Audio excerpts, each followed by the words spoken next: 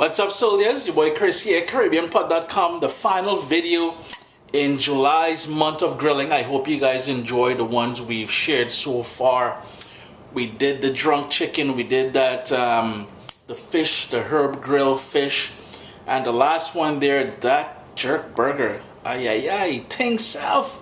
Today we're doing Geera pork on the grill. Yes, a favorite snack to have when you're having alcoholic beverages, Southern Caribbean. So it's usually spicy and it's usually made with pork, but you can also make this with chicken or turkey. Real nice, man. So vibes it up. Geera pork, or actually Geera is really cumin, so ground cumin, and we're gonna vibes the video, man. Got here a pineapple, and we're going to use the pineapple. If you're not aware of this, pineapple as well as kiwi are used to help tenderize meat. There's an enzyme in here that naturally tenderizes meat.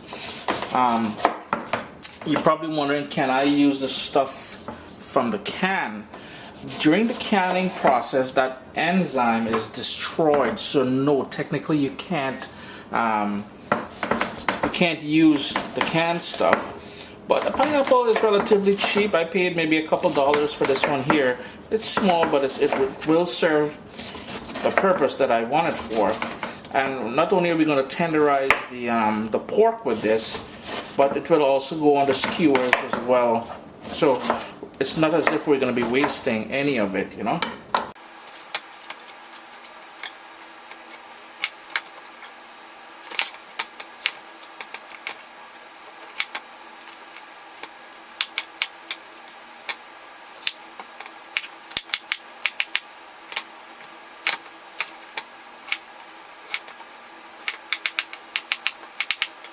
And here I have the pork, and there is a little bit of fat on there. That sort of marbling is going to be perfect. It's just a cheap cut of pork. I think it was a leg or a shoulder or something. And all I did was trimmed off most of the fat, but I still maintained some of it on there. And it's about 1-inch size pieces that I just cut up. We're going to season this, then we're going to add the pineapple to there to help tenderize that. Now the thing is, the key thing here is, because we want to tenderize this, we're gonna have to marinate it in the fridge overnight. The first thing we're gonna do is go in with some salt. And Geera pork, or cumin Geera, same thing. Geera is just what we call it down in the Southern Caribbean down there.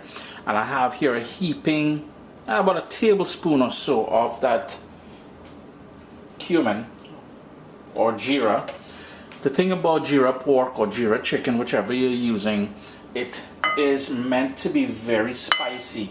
So here I have a whole whack of scotch bonnet pepper that I finely chopped. You can control how much you put in here, or if you put any at all. That is one large scotch bonnet pepper that I have there. And I have here 3 cloves of garlic that I just smashed with the back of my knife. And to build on the whole seasoning thing here, I'm going in with my homemade Caribbean green seasoning. And that is just a blend of all the herbs that I like using in my dishes. Each home, it will be a little bit different, but you can check CaribbeanPot.com for that recipe to help everything come together. Because normally when you make Geera chicken or Geera pork or Geera turkey, whatever you're making, it's usually fried. When I say fried, I mean cooked on the stove in oil. So to help protect the cumin Geera, as well as to give it that sort of fried flavor on the grill, I'm going in with that olive oil. I'm just going to give it a quick mix before I add the pineapple chunks in there. Now remember, if you cannot get the fresh pineapple, as I am using, pineapple juice will still have that enzyme that we're looking for. The sort of fresh pineapple juice that you get at those natural grocery stores. And I'm going to go in now with, and the pineapple, if you notice, it's cut into big pieces, almost the same size as the pork. because they will be grilled on the skewers together. So you want them pretty much the same size, right?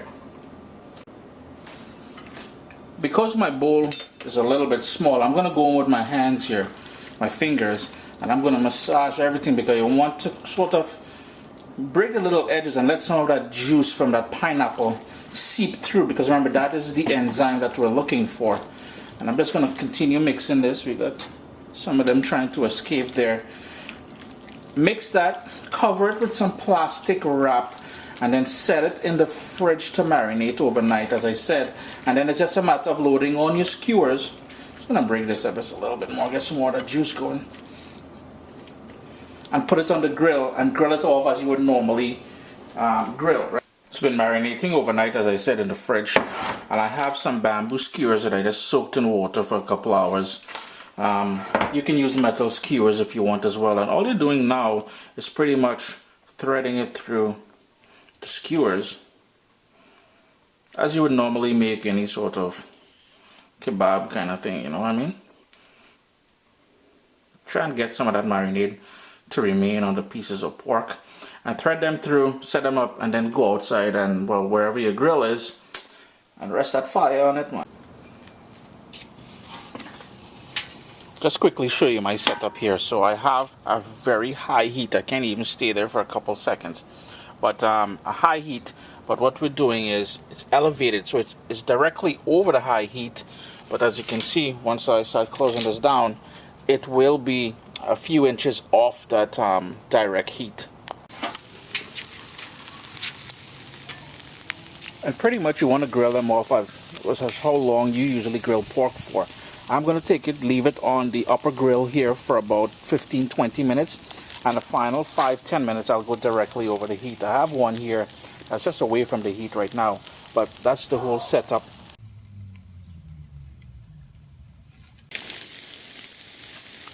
So there you go, friends, the final recipe in our July month of grilling. Corn is in season, so I may do something with corn in the next week or so, I'm not sure. But always a pleasure to have you guys here in the kitchen with me. Geera pork, cumin. You're gonna love this one, man. Vibes it up.